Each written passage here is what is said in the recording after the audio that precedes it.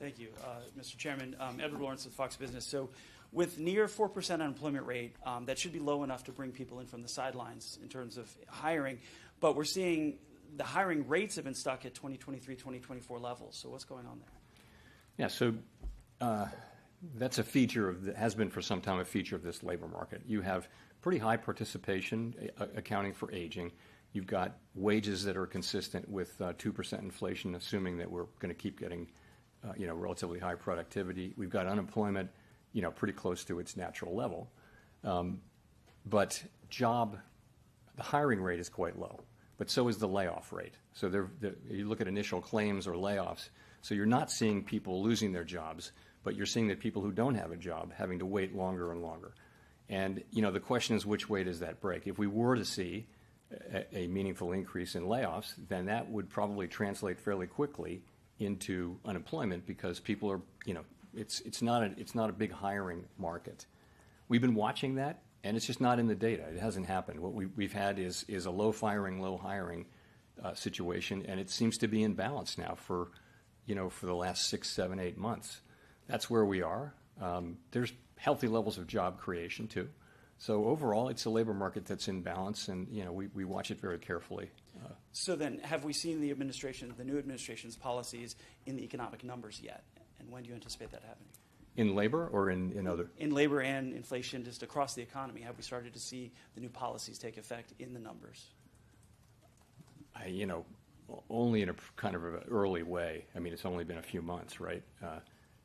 For example, the layoffs that are happening here are, they're certainly meaningful to the people involved, and they may be meaningful to a particular neighborhood or region or area, but at the national level, they're not significant yet. But we don't know. We don't know how far that will go. We'll find out much more.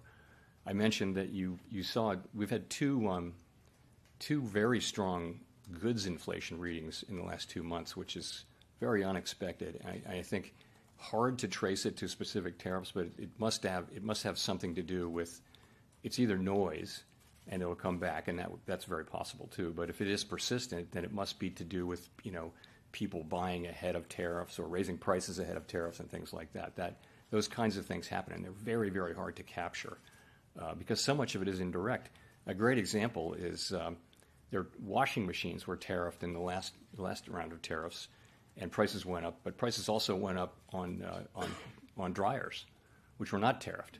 So the manufacturers they just kind of followed the crowd and raised it. So things happen very indirectly, and so there'll be a lot of work done in coming months to try to trace all that through. But ultimately, though, it's too soon to be seeing significant effects in economic data. Craig Torres from Bloomberg News. Thanks, Chair Powell. You said transitory price increases from tariffs are the base case. Transitory is the base case. Wasn't it the base case last time? And didn't the FOMC forecast lower inflation ahead last time?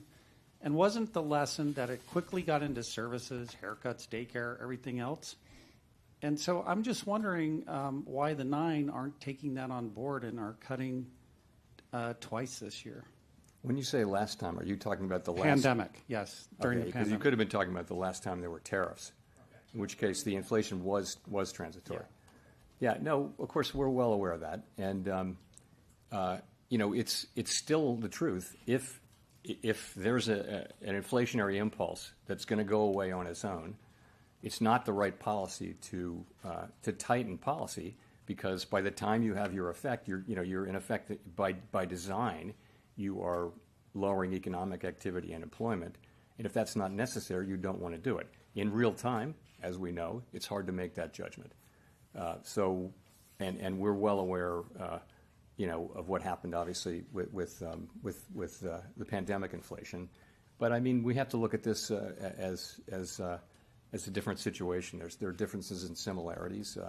I mean, it's a different time. We haven't had real price stability fully reestablished yet, and we have to keep that in mind. And we hear that people are very reluctant to take on to allow prices to go up. At the same time, we hear that businesses are intending to pass many of these prices through. So it's hard to say how this is going to work out. Steve Leisman, CNBC. Thanks for taking my question, Mr. Chairman. The Bank of Canada, in its last policy statement, said monetary policy cannot offset the impacts of a trade war. What it can and must do is ensure that higher prices do not lead to ongoing inflation. I wonder if that kind of reflects your own sense of prioritization faced with higher prices and weaker growth, that the idea is you have to take care of inflation. You know, so we have two goals, right? We have maximum employment and price stability, and we have to balance those. And, you know, there can be situations in which they're in tension, right? And we actually have a provision in our consensus statement that says what we should do in that case. That's a very challenging, you know, situation for any central bank, and certainly for us. And so what we say that we'll do is we'll look how far each of those two goals is, each of those two measures is from its goal, and then we'll ask how long we think it might take to get back to the goal for each of them, and we'll make a judgment because our tools work in one direction. We're either tightening or loosening. So it's a very challenging situation. Let me say we don't have that situation right now. That's not where the economy is at all. It's also not where the forecast is. I don't know any mainstream forecast that really show significant problems like that.